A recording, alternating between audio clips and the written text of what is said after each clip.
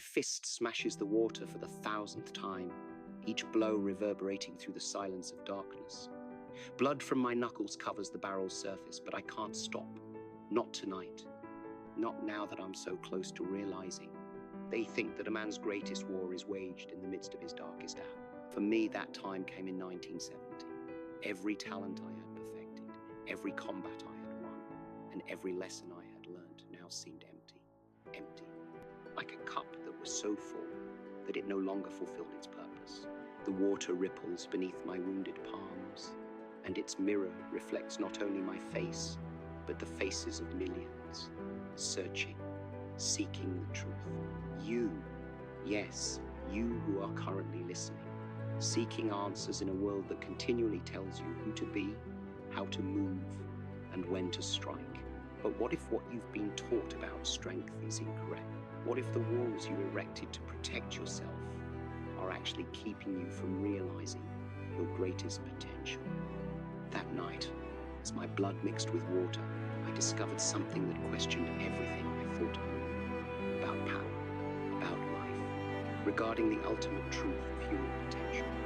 A finding that would either totally break me or transform not only martial arts, but also our knowledge of human beings. The decision I made next would change everything. And the truth I'm about to tell you, it is the same truth that may set you free if you are prepared to listen. Let me take you back. Return to 1967, to a moment that impacted everything. I'd spent years mastering Wing Chun, polishing every movement and technique.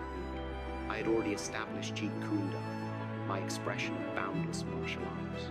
However, something was still tugging at my soul.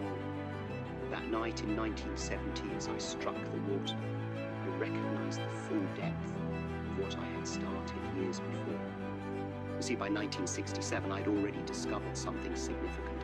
Every classic style states, this is the way. But I discovered something deeper. Truth has no place in combat, as it does in life. The ultimate solution is to have no way. I had been attempting to present someone else's truth, follow someone else's route. And I am convinced that you understand how I feel, the weight of expectation. Others have imposed tight patterns for your existence. This is why I founded Jeet Kune Do. Not only a new combat style, but a spiritual revolution. I deleted anything that was not absolutely necessary. I questioned every pattern, strategy, and conviction. Why are we moving this way? Why do we have these thoughts? Why do we accept such limitations? Each time I entered conflict, I discovered that true power comes not from gaining more knowledge, but from eradicating the artificial, the decorative, that which is superfluous. Like a sculptor, we create beauty by removing anything that isn't true. But here's what most individuals don't get. This route to liberty comes with a cost. When I broke with convention, shouts raised, "This is not the way." You're destroying centuries of wisdom. Who do you think you are? Do you hear these same whispers in your own life? Those who say, stay little, follow the rules, know your place. My friend, your prison may not be classical martial arts. Your chains could be your career, relationships, or your own assumptions about what is possible. What patterns are you following that no longer help you? What spiritual movements have you restricted because someone informed you that this is the only way? Remember that water has no form, but it may take any form. It has no style, yet it can adapt to any occasion. This is your actual nature, to be free rather than constrained by one way, to always express yourself honestly. People frequently ask me about power. They notice the 1-inch jabs, lightning-fast kicks, and raw physical strength, but they fail to see the wider picture. Let me discuss something I've never talked about before. In the early days of training, I would punch 500 times with each arm. Not 500 random punches, 500 perfect ones. Each punch had to be more effective than the preceding one. My arms would shake, my muscles would plead for rest, but I kept going. Why? Because I discovered that the moment you think you can't go on, that's precisely when true power began. My understanding was forever transformed after growing frustrated with training that wouldn't done. Nothing was operating. My techniques felt force. My movements are stiff. In wrath, I struck the dummy as hard as I could, damaging my hand. That suffering taught me 1,000 accurate punches. I discovered that power isn't about force. It is about being entirely conscious. Stop, right now, wherever you are. Clench your fist as tightly as you can. Feel the tension. That is not strength. That's a restriction. Now slowly release it. Feel the energy flowing back into your hand. What about that sensation? That is power. That is being like water. Water goes into a cup and becomes the cup. When it flows into a teapot, it becomes that teapot. Water can flow. Alternatively, it could crash, be formless, shapeless, like water. This is not simply poetry. This is the practical truth. In fight, the instant you seek to employ force against force, you have already lost. The same is true for any problem you confront in life. Let me show you what I mean. Consider your present major obstacle. It's likely that you'll encounter resistance, trying to get through it. But what if, like water, you could move around it? Identify its shortcomings, penetrate its defenses through the smallest gap. Here is an approach that I apply every day. Stand in front of a mirror, throw a punch. However, your focus should be on cleansing your thoughts rather than the power. Observe how your body naturally chooses the most effective path. No vigorous movement, no wasted energy. This is the essence of what I call the style of no style. Your mind must become like a peaceful lake, reflecting reality perfect, no judgments, no opposition, no forced aims. When you gain this state, this emptiness, you become capable of anything.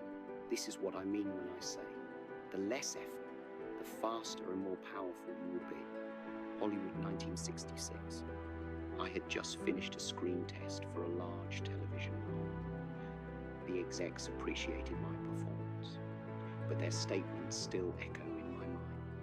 The audience isn't ready for an Asian lead. They offered to rewrite the role for a white actor. In that moment, I was faced with a decision that would impact not only my profession, but my entire path.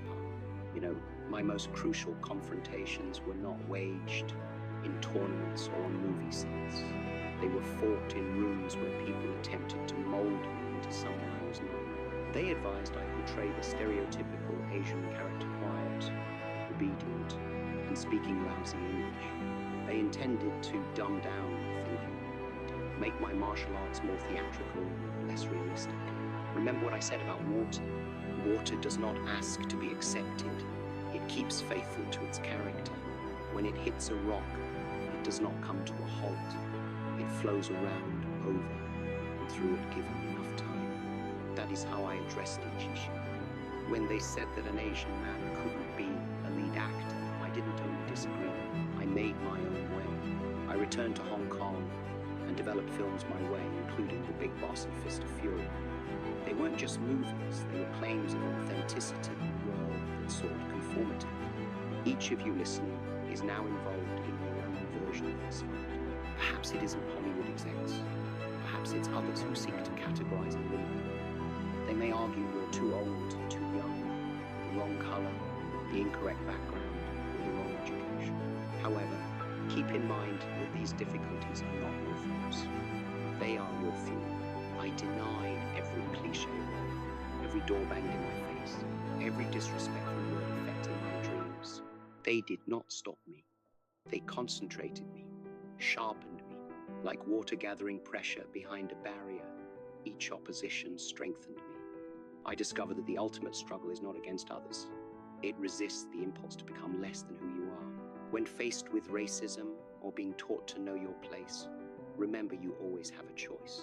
You can choose to accept their boundaries. Alternatively, like water, select your own way forward.